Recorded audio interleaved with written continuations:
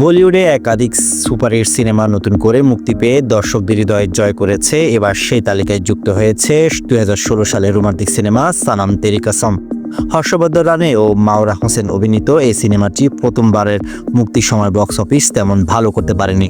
তবে সময়ের সঙ্গে সঙ্গে ওটিটি প্ল্যাটফর্ম এবং টিভির মাধ্যমে এটি দর্শকদের মাঝে জনপ্রিয়তা হয়ে ওঠে।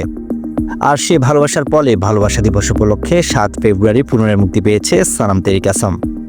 প্রথমবার মুক্তির সময় মাত্র 8 কোটি রুপি আয় করেছিল সিনেমাটি, কিন্তু নতুন মুক্তির পর প্রথম দিনেই 4.25 কোটি রুপি এবং দ্বিতীয় দিনে 5 কোটি রুপি আয় করে বক্স অফিসে নতুন রেকর্ড গড়েছে।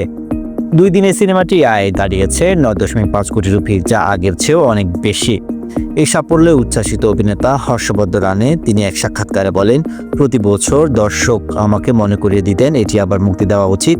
অবশেষে তাদের ভালোবাসার কারণে সিনেমাটি ফিরিয়ে আনতে পেরে আমি আনন্দিত। এমন ঘটনা বলিউডে নতুন নয়, এর আগেও তুমবার্ড এবং লায়লা মজনু দ্বিতীয়বার মুক্তি পেয়ে সফল হয়েছিল। এবার সেই তালিকায় যুক্ত হলো সানাম তেরি কসম।